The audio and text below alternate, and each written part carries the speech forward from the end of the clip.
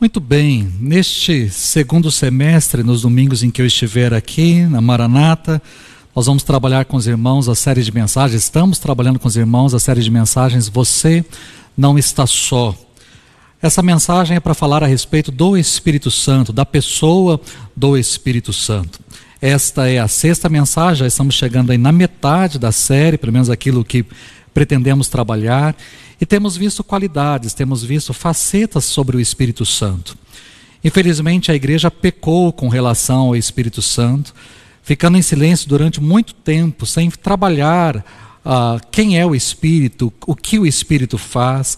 Deu-se muita ênfase, principalmente no início da igreja, a respeito da pessoa de Jesus. Nos primeiros credos que foram escritos, nos primeiros concílios, trabalhou-se muito a pessoa de Jesus, mas nada, absolutamente nada, com relação ao Espírito Santo. Por exemplo, quando falamos do primeiro credo, que é o credo apostólico, né? Diz: crê em Deus Pai Todo-Poderoso, Criador dos céus e da terra. Então falamos um pouco a respeito do Pai. Depois nós falamos do Filho, e em Jesus Cristo, seu único Filho, nosso Senhor, o qual foi concebido por obra do Espírito Santo, nasceu da Virgem Maria, padeceu sob o poder de Pôncio Pilatos, foi crucificado, morto, sepultado, desceu ao Hades, subiu aos céus, onde está sentado ao lado direito de Deus Pai Todo-Poderoso, de onde há de vir para julgar os vivos e os mortos. Ou seja, é um longo texto, uma longa frase para se falar a respeito de Jesus. Mas quando falamos do Espírito, apenas uma frase: cremos no Espírito Santo. E assim foi durante muito tempo. Depois tivemos o credo niceno constantinopolitano. Então se fala muito a respeito de Jesus, cada vez mais a respeito de Jesus, não tira o mérito, Ele é o nosso Senhor, Ele é o nosso Salvador, Ele é o centro, Ele é a razão, mas fala-se muito pouco ou quase nada com relação ao Espírito Santo. Por exemplo, com relação à nossa confissão de fé, a confissão de fé de Westminster, o Espírito Santo é apenas um apêndice da nossa confissão de fé. Ou seja, temos 34, 35 capítulos falando sobre as demais outras coisas, mas com relação ao Espírito, séculos depois, um apêndice foi escrito, e ali é mencionado algumas coisas a respeito do Espírito Santo, e ainda pouca coisa a respeito do Espírito Santo.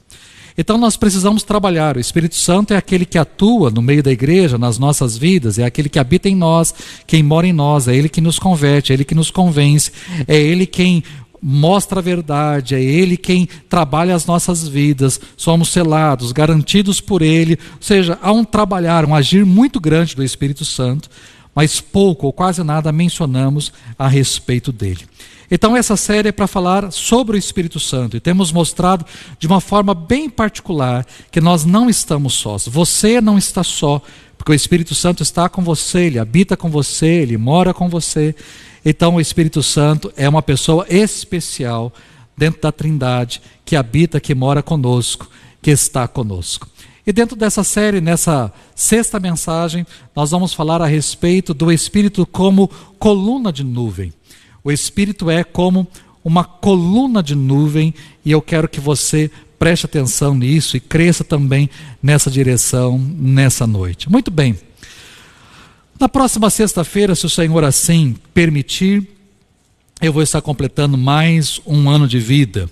E eu louvo a Deus por isso, para a gente completar mais um aniversário, fazer mais um ano de vida.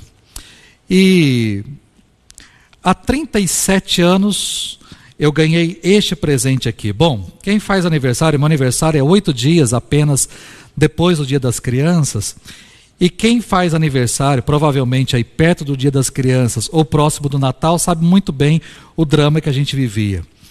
A gente ou ganhava 2 presentes bem simples, mais baratinhos, mais simples, ou um único presente mais caro. E no meu caso, eu sempre optei por ganhar um presente melhor, um presente mais caro. E há 37 anos eu ganhava esse presente aqui, que está sob o púlpito, que é o Jogo da Vida. Eu ganhei esse presente aqui dos meus pais, né? O Jogo da Vida. Essa é a caixa original de 1986, e é um jogo espetacular, diferente daquilo que nós temos inclusive nos dias de hoje. Ele não é de papelão, ele é revestido aqui com um couro, né, um corvim, e esse é o tabuleiro, né, o jogo da vida. É um jogo simples. Deixa eu pegar aqui as peças. Ele tem, lógico, além do dinheirinho e tudo mais, mas ele é um jogo simples de ser jogado. Existe uma roleta para que a gente possa rodar e caminhar as casas que aqui estão. E aí nós temos um carrinho, cada jogador recebe um carrinho, são cores diferentes, e você coloca um pininho. É um jogo bem raiz, né? Então você tem, no caso aqui, o menino é azul e a menina é rosa, e aí você coloca o menininho, a menininha no carrinho e você coloca na saída e vamos jogar. Então ele é um jogo simples. Roda-se a roleta, tem a quantidade de casas, e aí para os irmãos que estão em casa, para facilitar talvez, e você vai caminhar aqui pelos caminhos até chegar no final, que fica exatamente nessa posição. Então tem todo um trilhar, existe todo um percorrer da vida até chegar o final, que é nessa mansão aqui. Interessante que o jogo, o que me chama a atenção no jogo são alguns detalhes. Primeiro, que existem bifurcações. O jogo, logo na saída, por exemplo, já tem uma bifurcação. Eu escolho se eu vou para cá ou se eu vou para cá. Mas existem bifurcações em diversos lugares. Eu tenho uma bifurcação aqui, eu tenho uma bifurcação aqui, eu tenho uma bifurcação aqui, e assim por diante. Existem momentos, aqui também, existem momentos que eu preciso escolher qual caminho, qual a direção a seguir, por onde eu quero. Eu posso escolher um caminho mais curto, onde não existe, por exemplo, uma formação acadêmica, e eu vou receber um salário por não ter me formado, e por trabalhar talvez em algumas profissões, um escritório, por exemplo, em algumas profissões. Ou eu posso escolher um caminho mais longo.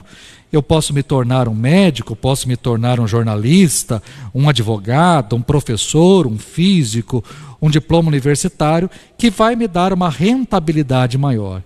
E assim, cada vez que eu cair nessas casas vermelhas, ou passar por essas casas vermelhas, que são o dia do pagamento, eu vou receber um valor maior por ter uma formação maior. Mas o jogo da vida, eu tenho escolhas, eu tenho opções, mas o mais interessante ao jogar não é quem fica rico ou quem fica pobre, porque eu posso terminar com muitas cédulas para serem contabilizadas aqui no final, mas eu posso terminar com muitas notas promissórias, que eu posso também ter aqui no final, por ter adquirido muitas dívidas à medida que eu caminhava, à medida que eu trilhava aqui. Mas não é este o foco. O foco do jogo não é quem fica mais rico ou quem fica mais pobre, pelo menos para mim. O foco do jogo não é quem termina mais rápido, quem chega primeiro, quem chega por último. Não, porque todos nós vamos chegar ao final da vida. Mas o mais importante daqui para mim, do jogo da vida, é que as escolhas trazem consequências. Então, se eu escolho um caminho mais curto, eu tenho uma consequência, eu vou ganhar menos. Se eu escolho um caminho mais longo, eu vou ganhar mais. Eu posso escolher um caminho mais curto para chegar mais rápido e ter que aguardar todo mundo chegar lá no final. Mas eu posso ir pelo caminho mais longo e talvez ganhar mais dinheiro, lógico, se eu cair na casa que tem essa rentabilidade maior. Mas as escolhas que fazemos na vida trazem consequências. E é isso que eu aprendo ao jogar este jogo. Cada escolha traz uma consequência. E não apenas no jogo. Isso acontece também nas nossas vidas, no nosso dia a dia. As nossas escolhas geram consequências. Eu posso escolher não fazer uma faculdade, terminar um curso ensino médio, e aí eu tenho uma rentabilidade, ou eu tenho uma vida, eu tenho um trabalho. Mas eu posso também escolher, vamos dizer assim, fazer uma universidade, fazer um determinado curso, e aí eu vou ter uma outra rentabilidade, outras coisas que virão sobre a minha vida. Então, as escolhas geram consequências. E nós temos muitas escolhas. A vida é uma sequência de escolhas, ininterrupta de escolhas, grandes ou pequenas. Desde o momento que nós acordamos até o momento que vamos dormir, nós tomamos várias decisões, fazemos uma série de escolhas sobre as nossas vidas. E, consequentemente, isso esgota, isso gera em nós um esgotamento, esgota a nossa energia e traz sobre nós ansiedade, porque uma escolha errada pode mudar completamente o destino da nossa vida. Então, o que fazer diante das várias escolhas? Uma vez que cada escolha traz consequências, como escolher bem? Como que eu devo escolher na minha vida? E aí é que vem o texto bíblico, né? E a palavra de Deus nos traz ensinamentos lindos, né? Diante das decisões que devemos tomar em nossa vida, a Bíblia nos mostra uma promessa que é relacionada ao Espírito Santo. É Ele quem pode nos orientar. Deus encarregou o Espírito Santo de nos guiar pelas estradas sinuosas da nossa vida. Ele foi encarregado de nos ajudar nas decisões, nessas bifurcações, nas escolhas que nós precisamos tomar em nossa vida. E um exemplo vívido dessa promessa transparece na saga dos hebreus, que passaram a vida inteira confinados no Egito, sem jamais cruzar a fronteira. De repente, após uma sequência turbulenta de acontecimentos, Faraó os libertou. Depois de séculos de escravidão, eles se viram diante de um futuro novo. O Mar Vermelho se abriu e a terra prometida despontou no horizonte. Restava apenas tomar posse da terra. Mas eles eram peregrinos de primeira viagem, jamais haviam saído do lugar, jamais haviam saído do Egito, do lugar em que nasceram, não havia a menor chance de sobreviverem por conta própria. Então, por essa razão, Deus enviou a eles uma coluna de nuvem. Êxodo capítulo 13, no verso de número 21, mostra exatamente isso. O Senhor, diz o texto bíblico, que seguia adiante deles em uma coluna de nuvem para guiá-los no caminho, e de noite em uma coluna de fogo. Essa coluna de nuvem não era especificamente uma coluna, era uma nuvem que cobria todo o local onde eles estavam. Temos que entender que era muita gente. 600 mil homens saíram do Egito, fora as mulheres e crianças. Nós temos uma grande multidão, uma enorme multidão, e havia uma nuvem que pairava sobre essa enorme multidão para os proteger do sol durante o dia, para que eles não morressem com insolação, para que eles não tivessem aí gravidades na pele.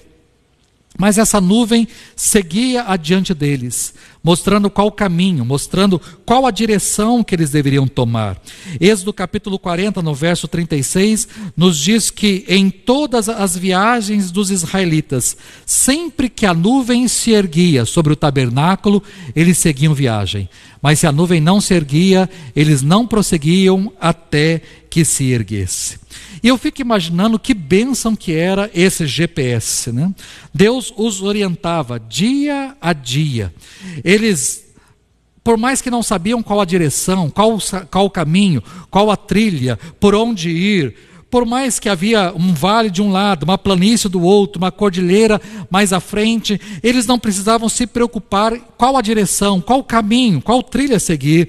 Apenas eles deveriam olhar para o céu, erguer os olhos, avistar aquela nuvem e ver qual a direção que aquela nuvem estava indo. Ou seja, todo o estresse envolvido no processo de decisão se resumia simplesmente levantar os olhos para o céu e seguir a nuvem. Que bênção esse GPS. Mas você pode me dizer assim, pastor, mas isso era uma nuvem, o que tem isso a ver com o Espírito Santo? Bom, Moisés não falou absolutamente nada com relação ao Espírito e a essa nuvem, mas o profeta Isaías mencionou isso. Isaías capítulo 63, no verso de número 11, nós temos o seguinte, o profeta Isaías dizendo, onde está aquele que pôs o seu Espírito Santo entre eles? Que enviou seu glorioso braço forte à mão direita de Moisés, que dividiu as águas diante deles para alcançar renome eterno, que os conduziu através das profundezas, como um cavalo em campo aberto eles não tropeçaram, como o gado que desce a planície, foi-lhes dado descanso pelo Espírito do Senhor. Foi assim que guiaste o teu povo para fazer para ti um nome glorioso. O profeta Isaías está trazendo aos olhos do povo que está saindo exatamente do exílio babilônico, retornando para a sua terra. O profeta Isaías está trazendo o exílio lá atrás, dizendo: assim como Deus lá atrás guiou o povo através de uma nuvem e colocou o Espírito Santo nessa nuvem, ou seja, havia um mover por trás dessa nuvem, uma força por detrás dessa nuvem que era o Espírito Santo. E assim como Deus lá atrás enviou o seu Espírito, da mesma maneira o Senhor enviará o seu Espírito para conduzir vocês, para levar vocês até a terra prometida, para levar vocês de volta para a nação, para levar vocês de volta para o seu povo. Ou seja, Isaías está trazendo esperança ao povo de Deus, esperança ao povo do Senhor, dizendo: assim como Deus guiou lá atrás, Deus guiará vocês novamente agora. Ou seja, o que Isaías está trazendo diante dos olhos do povo é quem guiou esses ex-escravizados na travessia do Mar Vermelho. Quem é que guiou o povo lá no deserto? Foi o Espírito Santo. Isaías traz de forma clara: foi o Espírito Santo. Por trás daquela nuvem, envolto àquela nuvem, em meio àquela nuvem, estava a presença do Espírito Santo. Ele guiou o povo pelo deserto, ele guiou o povo até a terra. E quem é que guia os filhos de Deus hoje? Quem guia os filhos de Deus hoje é o Espírito Santo. Nós temos o mesmo guia dos hebreus, é o mesmo guia que está sobre as nossas vidas hoje. E quem nos deu essa certeza foi Jesus. No Evangelho de João, capítulo 16, no verso 13, diz: quando ele, o Espírito da verdade, vier, os guiará a toda a verdade. Ou seja, é o Espírito Santo de Deus quem nos guia, quem guia o povo de Deus hoje, quem guia os filhos de Deus hoje. Somos guiados pelo Espírito Santo. Mas talvez você me pergunte: pastor, como ser guiado pelo Espírito? Porque lá atrás é fácil. Lá existia uma nuvem que pairava, uma nuvem que mostrava a direção, uma nuvem que mostrava o caminho. Havia uma nuvem. E agora, como somos guiados pelo Espírito Santo nos dias de hoje? Bom, o apóstolo Paulo nos traz algumas dicas. Romanos capítulo 12, no verso de número 2, o apóstolo Paulo diz assim: não copiem o comportamento e os costumes deste mundo, mas deixem que Deus os transforme em uma nova pessoa por meio de uma mudança na forma como vocês pensam. Então aprenderão a conhecer a vontade de Deus para vocês, que é boa, agradável e perfeita. Como é que eu conheço a vontade de Deus, que é boa, agradável e perfeita? Primeiro, para eu conhecer a vontade de Deus, eu não devo copiar o comportamento e os costumes deste mundo. A voz de Deus, então, deve sobrepujar, a voz de Deus deve estar acima de qualquer outra voz presente neste mundo, presente em nossa sociedade. Deus deseja que nós sejamos diferentes, não no sentido de excêntricos, não no sentido de esquisitos, mas Deus deseja que sejamos diferentes na nossa caminhada, no nosso proceder. Deus deseja que as pessoas olhem para nós e enxerguem nós, pessoas diferentes, pessoas cheias da presença de Deus, com autoridade da presença de Deus. Mas para isso o apóstolo Paulo está dizendo: não copiem o comportamento e os costumes deste mundo.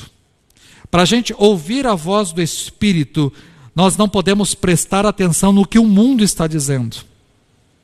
Se você deseja ouvir a voz de Deus, a voz do Espírito de Deus, e ser guiado por Deus, a primeira pergunta que você tem que fazer não é o que eu devo fazer, mas a quem eu estou ouvindo. Quem que eu estou ouvindo? A quem eu devo ouvir? Ou quem eu estou ouvindo no meu dia a dia? Caso a resposta seja pessoas, você não conseguirá discernir as orientações de Deus na sua vida. Caso a resposta seja rede social, gente famosa, você não conseguirá discernir a vontade de Deus para a sua vida. E a essa lista a gente pode acrescentar muitas coisas. Eu posso colocar horóscopo, eu posso colocar tarô, quiromancia, leitura de mão e tantas outras coisas eu posso colocar aqui. Aquele que segue essas outras coisas não consegue seguir o Filho, não consegue ouvir a voz do Espírito Santo de Deus. E aqui eu preciso fazer um parênteses, né? Porque no meu tempo, quando criança, pertencia à igreja católica, minha família era católica, então falava-se muito em horóscopo. A minha casa falava muito, minha mãe falava, minhas irmãs liam jornais, pegavam lá alguns jornaizinhos que possuía lá a respeito de horóscopo, então ali eles estavam lendo o que o horóscopo estava dizendo para essa semana, o que estava dizendo para os próximos dias e assim por diante. Eu, por exemplo, nasci dia 20 de outubro, sei que o meu signo é Libra, porque fui informado a respeito disso. Mas se você me perguntar qual é o signo do meu filho, eu já não sei qual é. Sei a data em que ele nasceu, mas eu não sei, porque isso não me importa. Não importa para mim, eu acho que também não importa para ele. E talvez se ele conheça ou ele saiba, é porque algum amigo, alguma pessoa talvez tenha dito. Mas não porque ele procurou ou não teve essa informação de mim ou da minha esposa, porque nós não ligamos para isso, não nos importamos com isso. Mas talvez algumas pessoas, inclusive evangélicas, podem estar se importando com isso, ou estarem dando ouvidos a essas informações. Talvez existam pessoas dentro da igreja que pertencem ao povo de Deus, que participam do povo de Deus, mas que peguem de vez em quando o horóscopo para saber o que vai acontecer. Então, enquanto nós ficarmos olhando para o horóscopo ou para o que as pessoas estão dizendo, nós não vamos conseguir discernir a voz do Espírito Santo de Deus nas nossas vidas. A gente tem que tomar muito cuidado com o que nós estamos ouvindo, quem nós estamos ouvindo. Talvez os mais jovens aqui possam falar: pastor, mas eu não me preocupo, eu não estou olhando muito para o horóscopo, eu nem sei disso, não me preocupo com isso. Mas nós temos outras maneiras que somos influenciados. E uma dessas outras maneiras está aqui no celular.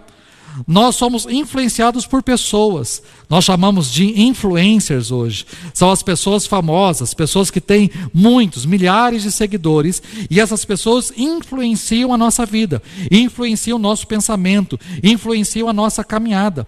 Hoje nós temos muitas pessoas que são influenciadores digitais.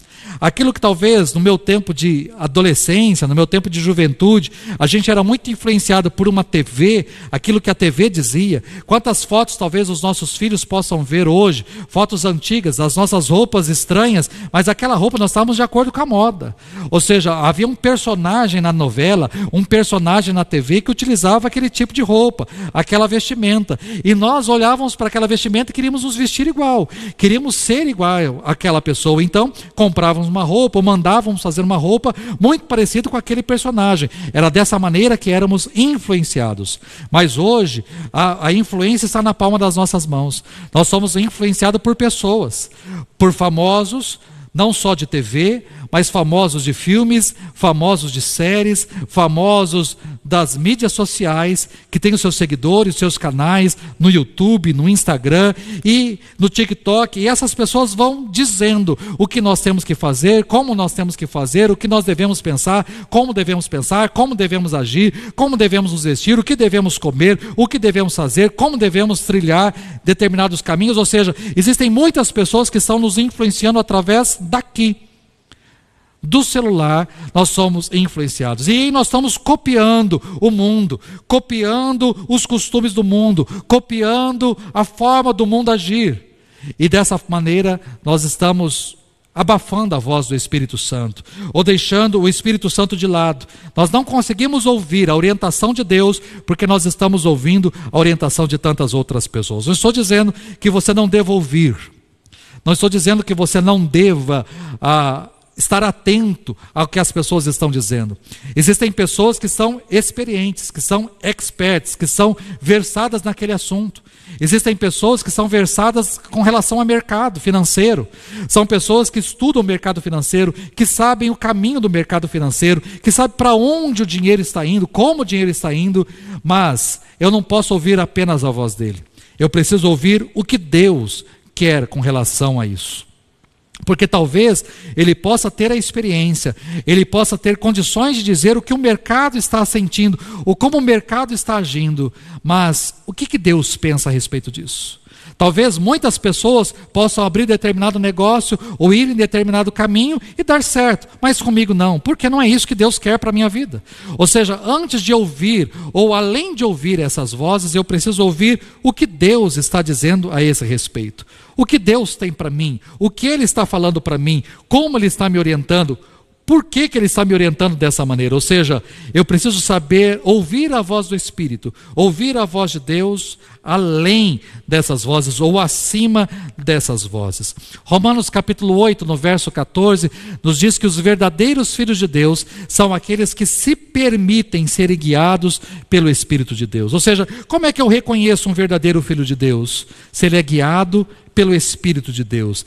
Aquele que se permite guiar pelo Espírito de Deus, esse é um verdadeiro filho de Deus. Então, pare de seguir uma cultura que não segue Deus e comece a ouvir o Espírito, aquele que fala em nome de Deus. Em meio à peregrinação pelo deserto, também há um momento muito interessante que a gente precisa entender. Um momento magnífico. A coluna de nuvem mudou de posição. Deus instruiu Moisés a construir um tabernáculo na qual ele pudesse habitar, e quando o tabernáculo foi concluído, quando tudo foi construído, estava conforme a orientação de Deus, diz o texto bíblico que a coluna de nuvem que pairava sobre o povo desceu e entrou no tabernáculo. Êxodo capítulo 40, no verso 34, nos diz isso. Então a nuvem cobriu o tabernáculo da congregação, e a glória do Senhor encheu o tabernáculo. A presença de Deus desceu do céu e se estabeleceu no santuário, no tabernáculo. A partir dali, Deus deixou de viver distante e passou a habitar entre seu povo. Deus não é apenas o Deus lá da montanha, o Deus lá do céu. Não, Deus estava no tabernáculo. Se alguém perguntasse onde está Deus, qualquer judeu poderia apontar, o hebreu poderia apontar para o tabernáculo e dizer: Deus está ali. Eu imagino a cena, aquela nuvem pairando sobre o povo de Deus e de repente, talvez como num redemoinho, aquele redemoinho descendo, afunilando e entrando no tabernáculo. Deus estava presente ali, Deus estava habitando agora ali no meio do seu povo. Desde aquele momento, todos os filhos de Israel podiam aprontar para o tabernáculo e dizer: Deus está ali, Deus habita ali. Mas com essa imagem na minha mente, eu posso apontar para o meu coração, você pode apontar para o seu coração e dizer também: Deus está aqui. Porque um milagre invisível ocorreu no dia em que você decidiu caminhar com Jesus.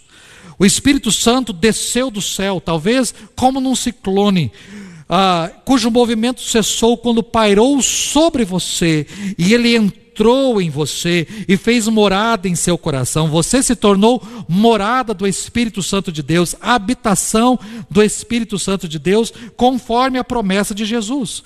João capítulo 14, no verso 17, Jesus disse para os seus discípulos: o Espírito da verdade vive com vocês e estará em vocês. E aí no verso 23 ele diz: todo aquele que me ama obedece aos meus ensinamentos, meu Pai o amará, e viremos a ele e habitaremos com ele. Ou seja, havia uma promessa da parte de Jesus, não apenas do envio do Espírito, o Espírito que iria habitar entre nós, não, ele envia o Espírito para habitar em nós, para morar em nós. Ou seja, nós somos hoje o tabernáculo do Espírito Santo, nós somos a morada do Espírito Santo, nós somos a casa do Espírito, a habitação do Espírito Santo. Deus transforma o nosso coração em seu tabernáculo. O apóstolo Paulo, em 1 Coríntios capítulo 3, no verso 16, ele diz: vocês não sabem que são templo de Deus e que o Espírito de Deus habita em vocês? Nós somos a habitação do Espírito Santo de Deus. Mas talvez você ainda me pergunte: mas pastor, como eu faço para saber qual a decisão tomar? Diante das bifurcações, assim como no jogo da vida, diante das bifurcações, diante dos caminhos, como que eu sei qual decisão? Se eu tenho que ir para lá, se eu abro, se eu não abro, se eu compro, se eu não compro, se eu vendo, se eu não vendo? Como eu sei qual a decisão? O que eu tenho que fazer? Como é que eu sei? Eu diria para você que você pode saber de duas maneiras. E eu estou chamando aí, nesse ponto 4 e último ponto, de verso e voz. Verso e voz. O Espírito de Deus habita em você, o Espírito se move em você, mas ele se move em você para orientar a sua vida. E ele faz isso por meio de duas ferramentas, que é o verso e a voz. E E o que seria o verso? Bom, Efésios capítulo 6, no verso 17, nos diz o seguinte: usem o capacete da salvação e a espada do Espírito, que é a palavra de Deus. Nós crentes chamamos normalmente isso daqui de espada, né? Pega a sua espada, meu irmão, essa é a espada, porque Efésios trabalha dessa forma, né? A espada do Espírito, que é a palavra de Deus. Então a palavra de Deus é espada.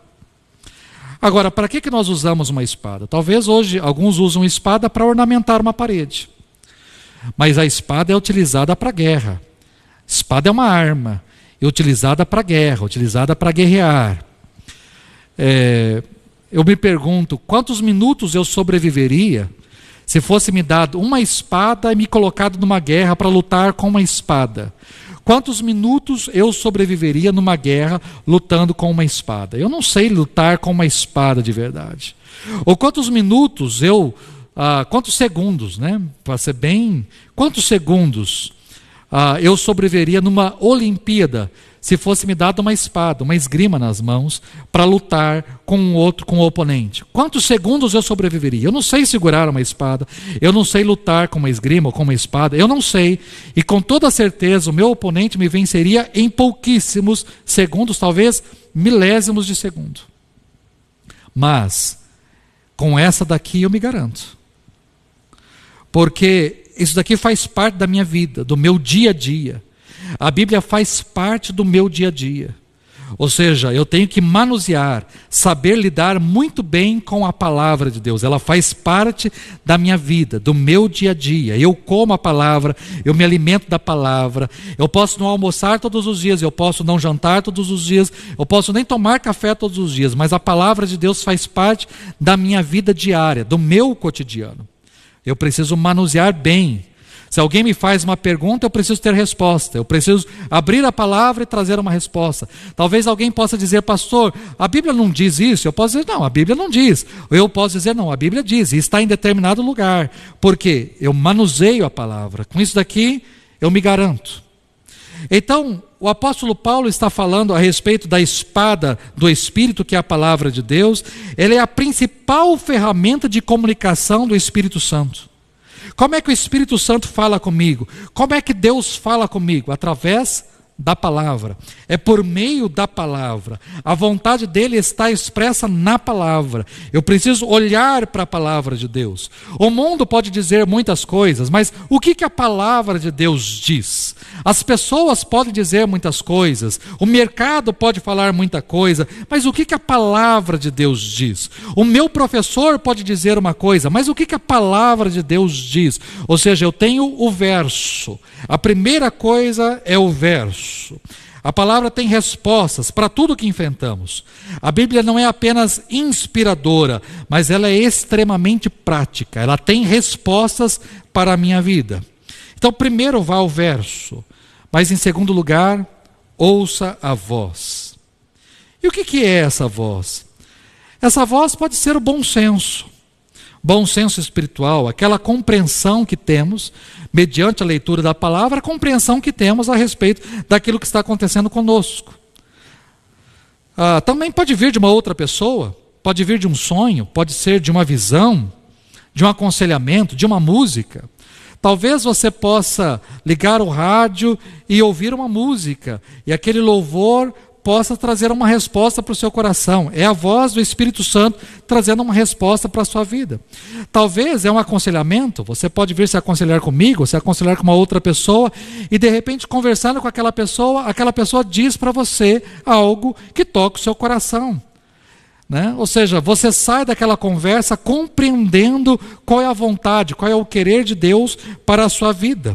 Talvez seja um sonho, você pode sonhar com algo e quando você acordar, Deus traz esse sono à tona à sua mente e fala com você aquilo que você precisa. Talvez seja uma voz audível. Eu particularmente ouço uma voz, Deus fala comigo através de uma voz audível. Talvez a mesma voz que aconteceu lá em Atos capítulo 16, quando Paulo e os seus colaboradores estavam tentando entrar em determinada cidade, ou quando estavam tentando ir para a Ásia, e Deus proibiu, o Espírito de Deus proibiu, não permitiu que Paulo avançasse em direção à Ásia. E naquele dia, um dos dias ele teve uma visão de um homem, e esse homem macedônio dizia: venha para a Macedônia e nos ajude. Passe para a Macedônia, venha para a Macedônia e nos ajude. E Paulo então obedeceu à voz do Espírito através daquela visão. E chegando na Macedônia, batizou Lídia, que foi a primeira mulher convertida da Europa. Em outra ocasião, os líderes da igreja de Antioquia buscaram orientação de Deus, porque eles queriam enviar alguém para fazer a obra. E enquanto estavam adorando e jejuando por certo tempo, nesse período, o Espírito Santo disse a eles: separe para mim Barnabé e Saulo por uma obra especial para a qual eu os escolhi. E então, depois de jejuar e orar, impuseram as mãos sobre Barnabé e Saulo e os enviaram. Como é que eles ouviram a voz? Como é que o Espírito Santo falou com eles? Como é que o Espírito Santo falou com a igreja? Como é que o Espírito Santo falou com Paulo? Como é que o Espírito Santo fala conosco? De diversas formas. Pode falar de um sonho, pode falar através de uma visão, pode falar através de alguém que se levanta na igreja como um profeta, pode se falar através de um aconselhamento, pode falar através de uma canção, pode falar através de uma mensagem. Talvez o Espírito Santo está falando ao seu coração através dessa mensagem específica. Então, é uma voz. Você pode sair daqui dizendo: olha, como eu ouvi o Espírito Santo falando comigo, Deus falou comigo, o Senhor falou comigo, eu recebi a palavra de Deus na minha vida. Ou seja, além da leitura da palavra, o Espírito Santo falou de forma particular com você. Então, ouça a voz. Mas a voz sempre tem que concordar com o que a palavra diz. Não tem como ouvir a voz e a voz ser diferente daqui. Se a voz for diferente, não é de Deus.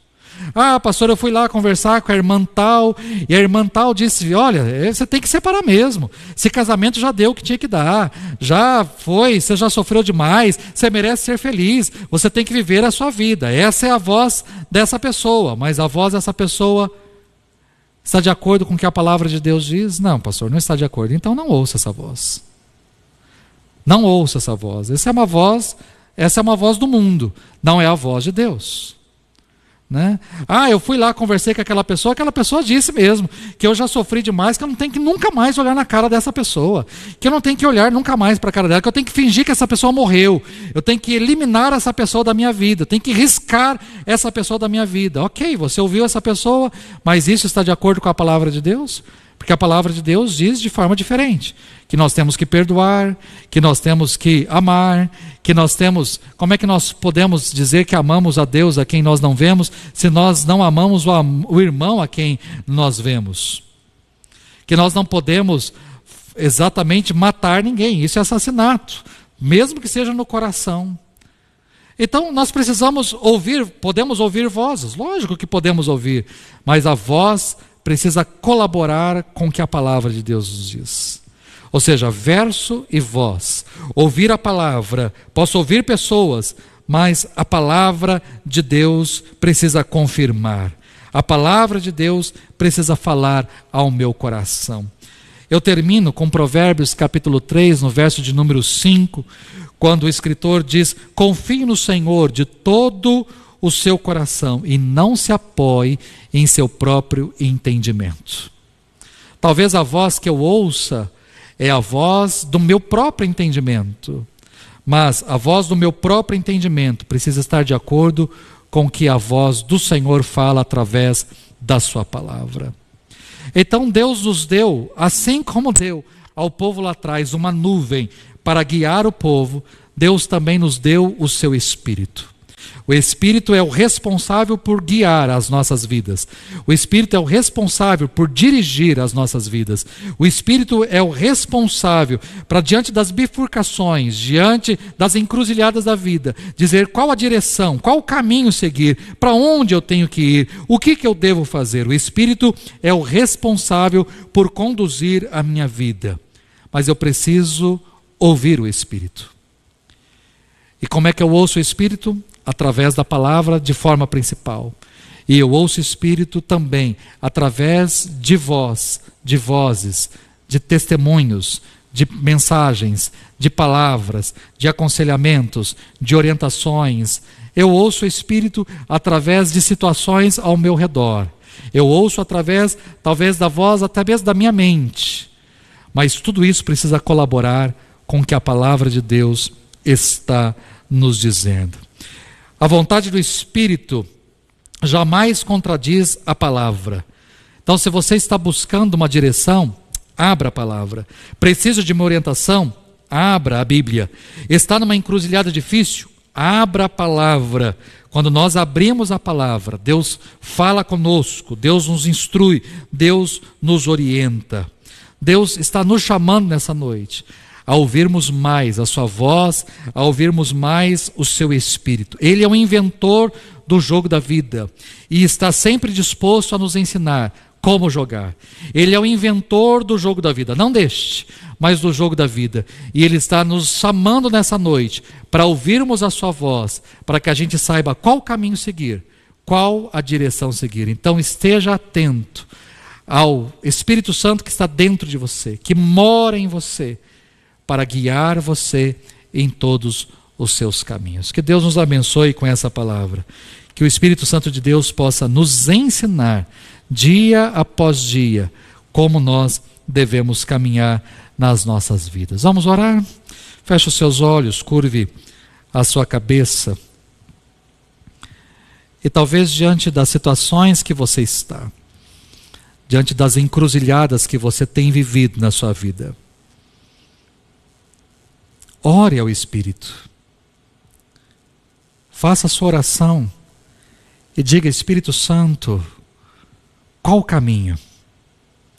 Antes de tomar qualquer decisão, antes de decidir vender ou comprar, antes de decidir namorar, noivar ou casar, antes de decidir qual a profissão seguir, se aceito ou não essa promoção, se eu aceito ou não essa proposta que está sendo me feita, peça ao Espírito, diga: Espírito Santo, é este o caminho? É essa a direção? É isso que você tem reservado para mim? É este o caminho? Aceito ou não? Ou seja, ore ao Espírito, peça orientação ao Espírito, vá para a palavra, ouça conselhos, procure pessoas sábias de Deus, ouça essas vozes também, mas acima de tudo deixe o Espírito Santo falar ao seu coração. Pai, nós queremos te agradecer por esta noite, te agradecer por essa palavra, te agradecer porque assim como o Senhor enviou uma nuvem para dirigir o povo lá no deserto, o Senhor destinou a cada um de nós o seu Espírito Santo. Obrigado porque o seu Espírito habita dentro de nós. O seu Espírito mora conosco. Somos morada, templo do teu Espírito. Obrigado porque o teu Espírito também nos dirige. Dirige as nossas vidas. Dirige os nossos passos. Obrigado porque o teu Espírito é o responsável para dizer qual o caminho que devemos seguir. Talvez, Deus, temos ouvido tantas vozes deste mundo, temos escutado tantos influenciadores, tantas pessoas famosas, tantos homens e mulheres que estão nas mídias, nas redes sociais, dizendo o que nós devemos ou não devemos fazer. Mas temos nos esquecido de buscar o teu Espírito e de ouvirmos a voz do teu Espírito Santo. Talvez, Deus, temos ouvido tantas pessoas e às vezes até mesmo conselhos errados, palavras erradas, e temos nos esquecido de buscar a tua voz e a tua orientação. Talvez existam pessoas expertas, experientes nas mais diferentes áreas, nos mais diferentes setores, mas antes, ó Deus, de ouvirmos elas, que os nossos corações, que o nosso coração, que os nossos ouvidos estejam atentos à sua voz e àquilo que o Senhor tem para nós. Deus, que sejamos sensíveis à voz do teu Espírito e que possamos orar constantemente e buscar constantemente a tua orientação para as nossas vidas. Que o Senhor possa usar sonhos, visões, pessoas, testemunhos, cânticos, palavras, mensagens, que o Senhor possa usar aquilo que o Senhor bem entender, mas acima de tudo, que a sua palavra seja prática nas nossas vidas, e que a gente possa se voltar para ela, e através dela ouvir aquilo que o Senhor tem de orientação para as nossas vidas. Seja conosco, abençoe a cada um de nós, e que essa palavra fique viva no nosso coração, e que a gente possa sempre clamar ao Teu Espírito Santo, para que Ele possa viver constantemente nas nossas vidas e nos orientar em todos os nossos caminhos. É assim que nós oramos, Senhor, agradecidos em nome de Jesus. Amém e amém. Que Deus os abençoe.